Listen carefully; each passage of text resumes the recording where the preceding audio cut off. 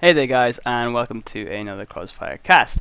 Today I have a beginner-friendly replay for you all, so there's going to be lots of basic tips, hints and things like that you should know in order to make yourself a better player from the offset. So this was a user submission on game replays using the handle PreetAMJ, but he's playing here as GrenadierSoup, and he's basically asking for a bit of assistance against higher level Soviet plays. Now both these chaps are level 32 loading in, so it should be an even fight in terms of experience. I'm going to turn the fog wall back off. I was just using that to have a fancy introduction. And straight away what we can see is GrenadierSoup is gone for Pioneers, so I'm not too sure if we're going to see him go straight to tier 2 or have a bit of a Pioneer spam to start off with. No, okay, he's building, okay. There's a couple of things wrong here. Basically, this building is is placed way too far back. If you're placing it more forward, up here, then as your troops are running back onto the battlefield, you can continue to reinforce from that building, which is very handy and saves you a bit of time.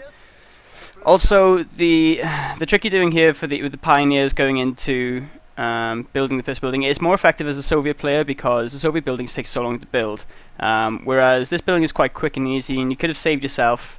You could have got a Grenadier squad really with that 240 manpower, because it's going to give you a bit more staying ability against all of the superior troops you're going to face, because as a Pioneer squad you are the weakest unit on the field.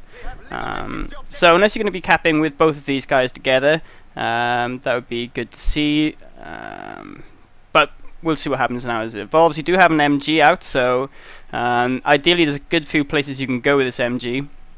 This building here is quite vital, so it actually either allows or denies you this fuel.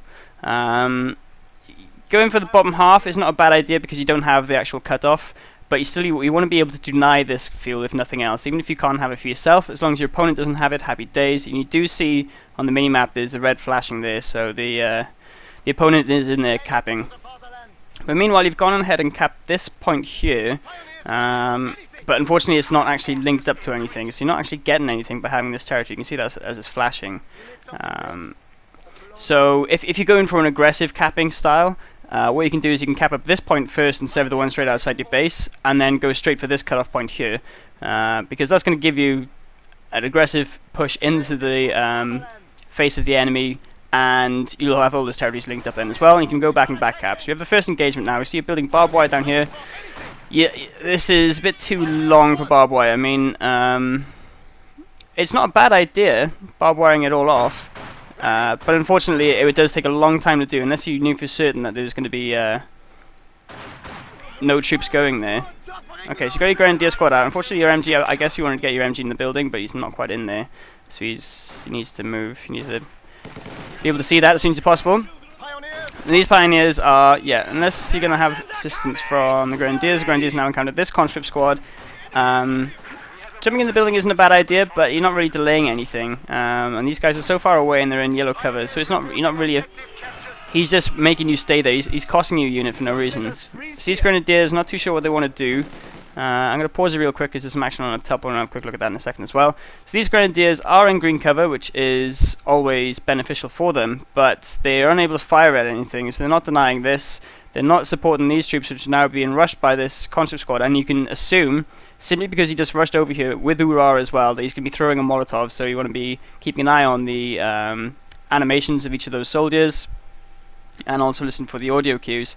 And up here you see that what I'm guessing you've done is you've just sort of set him up there just to cap without really looking, because at the moment he's going to be in an engagement where he doesn't really want it, so he's charging in against combat engineers which are stronger than him, and when you're stationary your accuracy is improved, and when you're on the move your accuracy is decreased. So when you're charging in against a stronger unit like that, you're really putting yourself at risk of taking a lot of damage before you even get in up close. And then even then, like, the Pioneers probably won't do much. Maybe I'm going to continue the game now to see what becomes of these different little engagements. Those guys aren't doing well yet. So you've recognized it here, which is good. You managed to get out of the building. You should have just retreated him straight off. He's now taking unnecessary manpower. Yeah, there you go. So out you go now. I mean, you did lose 2 guys for that, but it's kind of difficult. Again, if your MG was in this building, you would have had sight on this guy. They'd been firing on him already, which would have been a lot better. And you can see your Grenadiers are moved now, so they're actually out of the green cover. and they're taking fire from this direction and probably this direction soon, and now this direction as well. So now your Grenadiers are in a really bad spot. They're in a three-way flank with no support. And you've gone for a mortar now as well, which, okay, isn't bad. Yeah, these guys, okay, so they've seen the Grenadier, but you need to get those guys out there. Whoa, okay, so that's bad. Losing a unit this early is really detrimental to your long game chances of winning. Mortar's going off. Mortar's going to do some nice damage. If you target around here, it's going to eventually hit the campfire, and the campfire is what you want to hit, really, because it's going to deny them any warmth as well. But the MG is still sat outside. Still sat outside. This is quite tragic. And I can see now you're effectively pinned in your base, and this is because... Pause. This is because you went for these two pioneers to start off with. They weren't individually strong enough to actually cap a point against an opponent. If you kept those pioneers together, then they would have been able to be to push off a conscript squad, because they can just outman them through body numbers alone. And the same then if they engaged with a combat engineer squad, they would have pushed them out as well. So going that extra pioneer squad, you really need to make sure that you're using it to your full advantage, because otherwise there's 240 manpower that could have gone into another MG, which would have been great in this situation, or another Grenadier squad, which would have negated the one you just lost then as well. So just be mindful of, before you go into a game, you have a certain sort of period of about, let's say about 3 to 4 minutes, where you're not really too sure what your opponent's first opening strategy is. So you have to have in your mind what build you want to go in order to implement your game plan against your opponent, rather than trying to react against your opponent. So you see these got lots of conscripts. This mortar could come in useful if you keep it back, but unfortunately he's out of position there. And again, obviously I know this is sad, but you need to make sure where your MG is, and having only 5 units on the field now, you should always know where each one of those units are. You can double check by double clicking on the image, and then it'll automatically take to where those troops are. But oh, a very nice lucky, there you go, looks to actually hit the campfire as well, taking down 4 or 5, so that's cool. And this is kind of a good shout, getting this upgrade as well with this LMG. Something you really need to pay attention to. And again, that was quite lucky then, you actually managed to get the MG in now. He is sitting in fire, so you could move out there to save a bit of damage, but it looks like the main amount of damage is going to be over. My trouble, oh god, another Molotov, you need to get out there now then. He could survive, yeah, okay. So something to mention with the LMG upgrade for the Grenadiers. It does fantastic damage against infantry, but you must be stationary for it to be firing. So therefore it's no good you sort of trying to charge in with it, only to try and deploy it right in their face. It's much better if you take get in one of these craters here or something, just so you've got a bit of cover. So any of the troops that are coming in are going to start taking some of this fire, which they can be suppressed from. So both these pioneers are feeling a little bit useless. They don't really have anything in plan. You could upgrade to Battle Phase 1. That'll at least give you the option then to get into your more hardier troops. But at the moment it's really your lack of mobility that you're suffering from. So this, okay, pause. The idea is with fires that you should never ever try and build fires. You should only build fires in desperation moments where it's mid to late game. A lot of the fires have been knocked over or blown up, and there's no buildings about. What you're doing here is just wasting manpower for no reason at all, and there's a fire right here. Most points you'll find on most maps, most of the maps do have a fire next to them. Some of them don't. Just be wary that they are about, and this mortar wouldn't have had any problems moving back to here. It wouldn't have hampered his range that much at all anyway. So it's just something, like I say, to be aware of, because every little does count. This one campfire might not change the course of the game, but in the long run, you're just bleeding manpower, which you don't have a lot of to start off with. So like I say, I mean, ideally what we'd really need to see now is to get the tier 2 as quickly as possible, and to be able to get a half-track out. Half-track and the scout call give you much needed mobility, so you can push off the Soviet forces, be able to use those pioneers that you have efficiently to be able to repair the vehicles, and to get out and start capping up. The fuel is being unharassed all game. I know you sort of, obviously it's very early and you're trying to defend this point here. Okay, so the MG gets back in this building, which is going to be very beneficial to these guys. He's got hit the dirt. Okay, so now your mortar is actually very viable. It's a nice mortar shot there, because obviously as soon as they hit the dirt, they're immobile, they can't move anymore. We have an engagement up top now as well. So these pioneers, and the only reason you need to be staying here is if you can actually cap the point off the conscripts. So the conscripts are blocking it, so you may as well get out now. Okay, so you force them to retreat off there, which is very helpful for your advance. Now this is what you need to be doing. You need to be advancing up. Something else that could have helped as well is another MG. I know that as a sort of newer player, okay, you need to get these guys outlook. Just always be mindful of where your troops are, because these are the losses. Again, they all build up. So that's the second squad you've lost in 7 minutes. So I mean, it's kind of a downward curve already. That's something that you can't be taught. You can't have like the magic advice of keep an eye on your troops. It's just something that comes with experience and practice. That you always make sure that you know where your troops are. If they're in danger, you can, like I say, the best way of doing it is just to check up in this top right hand corner, because it's got every unit possible that you have. You've got the health bar there. It's got the little notifications, the little sight scope down there is actually showing that you're under fire. But more importantly, you've got this scout car, this clown car, sorry, with the flamer engineers in here. So it's a bit difficult. If you can get this Faust off on this vehicle here, you might be able to do enough damage with your MG on it, because it is a light vehicle. It does take quite a bit of damage. Now that's a good position now, like, so you're actually very handy that you stuck about for it, and these engineers are in trouble going down. And you've got some veterancy for your MG, which is great. So the next time he tries that, you've at least got your armor piercing rounds now as well, because you've just hit level 1 and you've just another that ability, so happy days. So you got this guy coming down here now to cover up this fuel. It would be super duper if you could get some fuel in the game, but you've been floating enough. You have you've upgraded, but I mean you're building another Pioneer.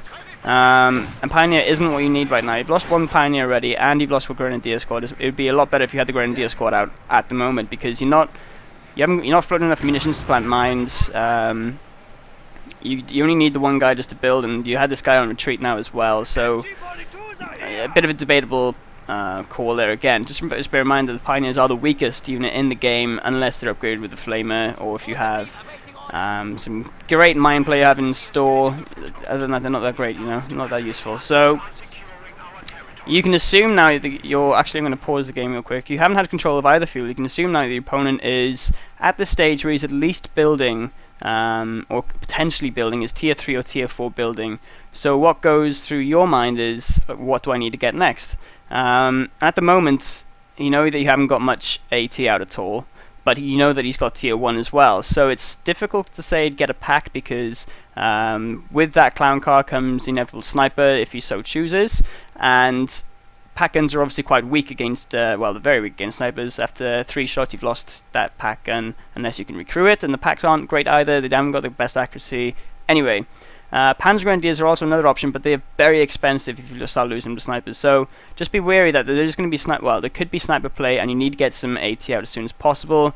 A scout car, an up-down scout car isn't going to cut it, because you haven't had it out long enough, hasn't had enough time to get some veterancy. I'd honestly say your best bet right now is to go for the pack and support it with the mortar and the MG. So if there is a sniper, you can hopefully try and pin it, or you can try and mortar him out.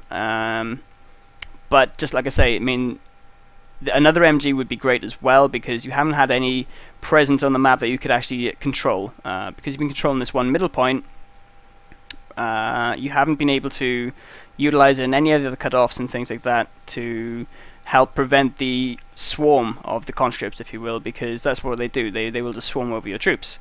But let's continue with this replay now, see what's going to happen. So you've got both of you guys upgraded now with the LMG. I'm not too sure about having 2, simply because it is a big munitions cost. If you saved that and you actually used it for your for a flame half track, it would be eating up the hit the dirt troops, who just sort of sit there and burn to a crisp. And obviously your one Pioneer squad, if you had not got another one, would be able to repair it then when he needed to. So you can see he's at least command point level 2, because he's got the PPSH upgrade for his infantry. This makes them deadly. You will encounter a lot of problems, and your Grenadiers will only win if they have a long firing range against them. If they've had a lot of time to fire them before they can jump in, and then maybe get a rifle nade on top, that's the best way of countering it at the moment. Unless you get a half track. So you've actually gone for a pack, so that's kind of good that you're aware of the right sort of timing. You've got that feeling. Like I say, there's no, well, there is mathematical terms for it, but I mean, there's no real knowledge of knowing when it's going to be vehicle time. or indeed if your opponent's even bother going to go vehicles. So this MG is now producing an excellent cover for this flamer guy to actually have a good time. And you see you got two guys now sitting in a Molotov, which is unfortunate because you do lose 2 models on both of those guys, and now these conscripts will be a problem to actually dislodge, excuse me. And because you're running around so much, you need to get this guy right now out of here, because he's worth more than just a squad. He's actually the munitions as well, the 75 munitions. So down here you're able to push off this, which is great. So you need to get this engineer across onto this fire as soon as humanly possible. See, one guy does get out, he gets out with one guy, and you've got 2 very low health guys left. So I don't know what you killed there. And again, like I said, okay. And pause. This is actually another good little newbie tip. When your troops are freezing, don't just retreat them straight away. There's always going to be a place closer to get them to a fire than actually just retreating back. It's not too bad on these kind of smaller maps where your base is quite close anyway, but on the longer maps you will start noticing that your troops are dying and squads will be wiped as well. This isn't a game, yo. General Winter exists. He's always should always be in the back of your mind. So best thing to do is be able to just get him back to here. And if you really wanted to retreat them, then after warming up a little bit, you could have. But like I say, it's something to just bear in mind, guys. Know your fire emplacements, know where your buildings are, so you can keep yourself warm and stop losing valuable manpower. So it's difficult now because you've been on the back foot for most of the game. You really need your oomph to come very soon. You really need like a key unit to come out and deal some blows, and unfortunately you've gone from another pack. Now, one pack is fine because you want the anti-deterrent of the deterrent of armor. You don't want them to actually be getting vehicles, and at the moment he hasn't got any vehicles anyway. So get another pack, and without the revelation of any tier 3 or tier 4 unit coming out, it's too much. You're building too much into the future and not enough into the now.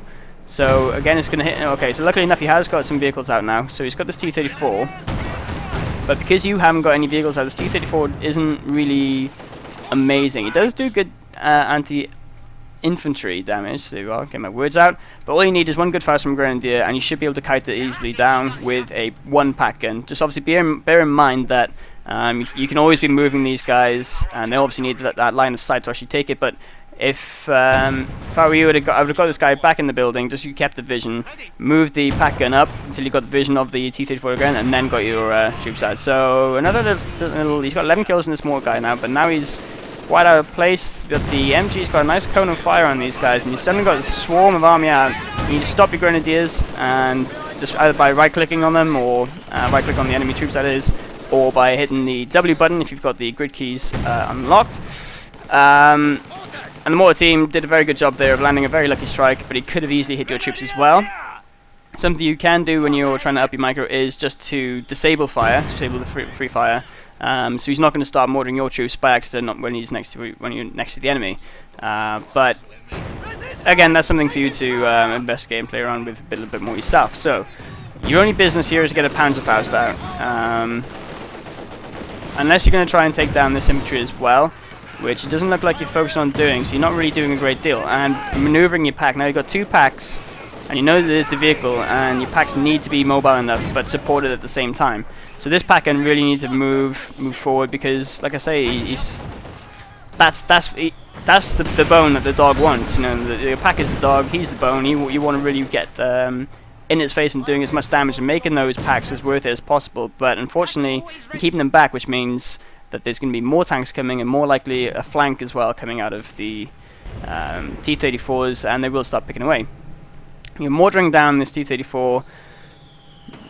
You know, the best thing about mortaring vehicles is that there's normally going to be some infantry next to them, so you can actually clip those guys, but you don't really do a great deal of damage to vehicles, really, with mortar strikes. You're capping up this point now, which is slightly questionable because your VPs are looking quite dangerous, so you really want to cap this point instead right now. So we do see that this, okay, you started moving this guy up, so you are taking some fire at this T-34, but you need to readjust it. Oh, it's a nice actually rear back armor shot there. You need to adjust this guy as soon as humanly possible. One shot to the back of this guy is doomed for him, and that cannon that he's firing at you with is deadly. And again, this guy is now no longer firing at the vehicle. He needs to turn and move to a vehicle. Okay, unfortunately, a pack gets decrewed. And there's also some sort of air strikes, this incendiary attack coming in. Again, as soon as you see those red flares going down, you need to get out of there. Unfortunately, you're probably going to lose your mortar now, yeah. As soon as your mortar goes down to 1 man, he's dead. And you got this infantry push now, but you haven't... Again, Packen is out of position. He's not able to fire on this guy, which he really wants to, so you're eating a ton of damage from it. And it's not just best to charge head on. And meanwhile, down here as well, this Pioneer, he wasn't set to auto attack. No, this guy needed to get out. It's not worth risking staying for that. To lose eventually again. An 18A, sorry, a rifle nade in there could have been good, but you just sort of stuck in that battle too long. You're trying to take this guy down with small arms fire for way too long, and this was the guy you needed to do it with. So now he's got a T-70 out as well, and I'm sure that's going to spell a good game because as soon as he's got 2 vehicles out, it's very easy to flank 1 AT gun. As soon as you've got 3 vehicles out, then it's going to be super easy to flank it. So yeah, there we go. It's playback's over. So some key points we can take away from this. Like, always be aware of where your troops are. You can use hotkeys if you like, you can group them up, as long as you've got some method that you can always check where your troops are, how they're doing, if they need to be repositioned, if they're not doing anything, or if they're under too much fire and need to get out. Just know where your troops are. And like I say, there's no easy way of doing it. It just comes with practice, practice, practice. You can try using things like snipers only, and therefore you have to really intensely micro every sniper around to ensure he's not in any trouble. Or you can try sort of using lots of MGs and things like that to set up your overlaying fire as well to protect all your flanks. So that's good to keep micro, and you have to keep moving, keep positioning, being able to get fire down. So it's things like that you can practice, but it only comes with time. That definitely comes with time. So the other thing I want to talk about as well is to have some sort of structure of what you want to build, because as I said earlier on, as soon as you start trying to adapt your build to your opponent's, then he's got the upper advantage because he's probably thought this through. He's probably thought, well, I'll get this scout car, which is going in turn to attract the attention of a I don't know, a Panzer Grenadier squad, for example, and I'll be able to counter that with a sniper. So he's thinking ahead already. So if you do that as well for your builds and start thinking, you know, what unit did I really struggle against with here? Well, the units you were struggling most against were the conscripts. And because the MG wasn't efficient enough, obviously you misclicked in the building, which is okay. But if you had another overlaying MG, you could start defending some of your territory down here, or possibly up here as well. Because you have such a wide arc, you can cover 2 areas easily enough. And the other thing as well then is just fuel. Fuel. I don't want to say fuel wins games, because obviously there's other resources as well, and there's certain builds where you don't have to use fuel whatsoever. However, denying fuel then is the key point, because if your opponent is allowed to have all the fuel he wants, he can attack as much as he wants. He can get his 18-8s, he can get his Molotovs, he can get tier 1, he can backtrack to tier 2 if he wants to get his own AT gun out as well. If you're allowing him those options, it's luxuries that you could be clawing away from him. So really, ideally, if you had any units get into this building early on, you'd have denied this cap, being able to control it. If you control the building, you control the point, and it is connected as well then to your territory through this territory. Obviously, we briefly talked about territories. Just make sure that they actually line up.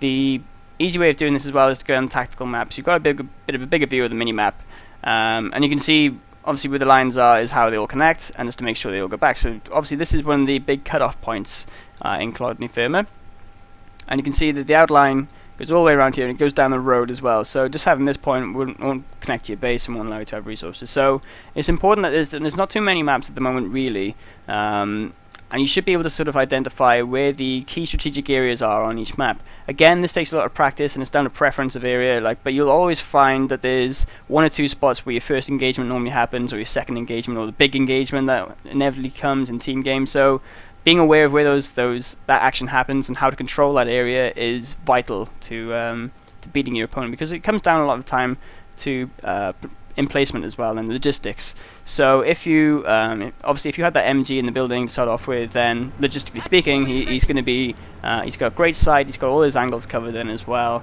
and it could have changed the course of the game, but unfortunately because he had that pressure on you for so long and there was no rebuttal, it's sad. So there we are. There's a couple of things for you to think on there. Anyway, hopefully this has helped you in particular, and it has also helped anyone else who's stumbled upon this replay. So thanks very much for watching, guys. Stick around, and I'll see you soon. Thanks.